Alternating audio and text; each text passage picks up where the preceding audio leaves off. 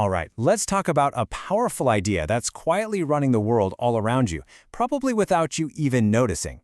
It's all about hidden information, the secrets one person knows and another one doesn't, and how that little imbalance shapes pretty much everything, from the car you buy to the job you get.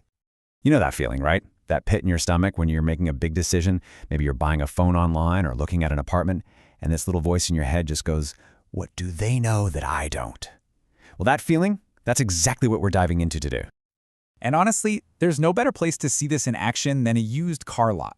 It's like the perfect real-world laboratory for a huge economic problem. And there's a very, very good reason it's so stressful. Here's the heart of it all. The knowledge is completely lopsided. The seller, they know everything. They know if that car is a peach, a beautiful, well-maintained gem, or if it's a lemon, a piece of junk just waiting to break down. But you, the buyer, all you see is a coat of wax and a price. You're completely in the dark. This whole situation has a name: asymmetric information. It sounds kind of academic, but it's a super powerful force. Anytime one side in a deal has an information advantage, it completely changes the game. And as you're about to see, it can have some pretty disastrous results.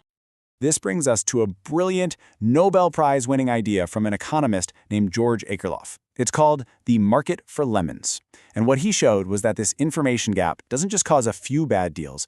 Oh no, it can actually make an entire market just collapse. So, put yourself in the buyer's shoes for a second. You can't tell the great cars from the terrible ones, so you're not going to risk paying top dollar, right? Of course not. So you do the logical thing, you offer a price for an average car. But if you're the person selling a genuine peach, that average price feels like a total insult. And this is where the whole thing just unravels. It kicks off this vicious cycle, what we call a market death spiral. So here's how it goes.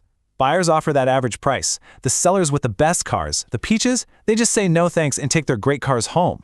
So what's left for sale now? Well, the average quality of cars on the lot just dropped. Buyers aren't dumb. They figure this out, and they lower their offers even more. And what does that do? It pushes the next best cars out of the market, and the cycle just keeps feeding on itself.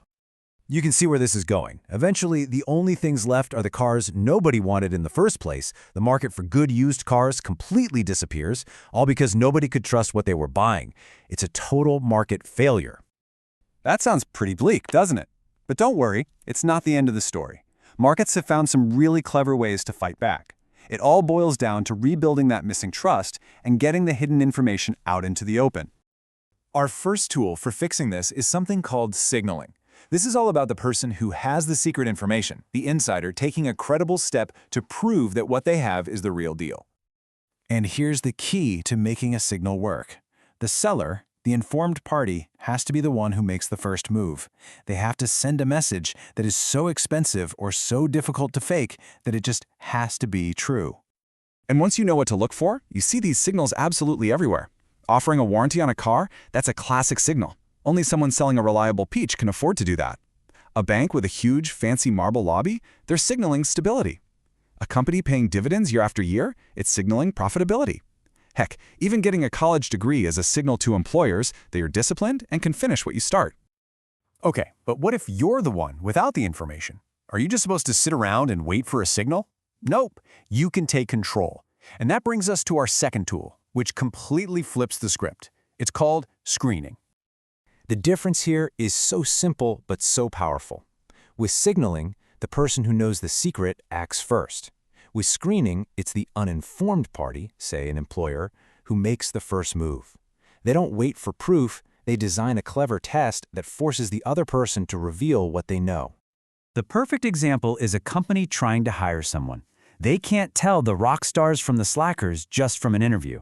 So they get smart. They offer two very different contracts. Contract A is tough, high-effort work, but it pays a ton. Contract B is way easier, a total cruise control job, but with a much lower salary. So if you're a star candidate, you're ambitious, you're productive, you look at those two options. For you, the hard work in Contract A is no big deal, and that high salary is a fantastic reward. The choice is obvious. You're taking Contract A.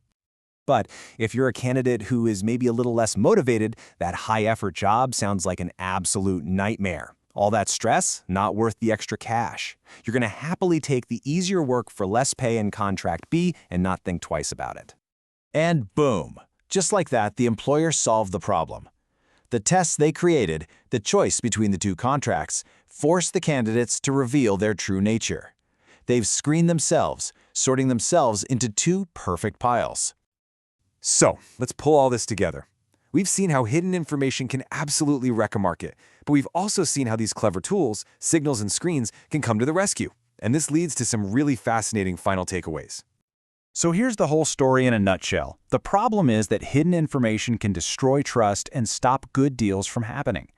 The solution comes in two flavors: signaling, where the insider proves their worth, and screening, where the outsider designs a test. And the result? Together, these tools let us rebuild trust so markets can actually work again. Now here's a really cool little detail. Back in that job offer example, the star candidate actually gets a better deal than they would if the employer knew for sure they were a star right from the start. That extra bonus they get is called an informational rent. It's basically their reward for being the real deal and for passing the test by choosing the tough contract. And this is the most amazing part of the whole theory. To make the screen work, the employer actually has to make the low-effort contract, well, kind of worse than it needs to be. It's intentionally inefficient. They give the slacker less work and lower pay, not because it's the best way to run the business, but purely to make sure that contract looks totally unappealing to any of the star candidates. It's a necessary distortion just to find out the truth. So once you see this pattern of signals and screens, I promise you're going to start seeing it everywhere.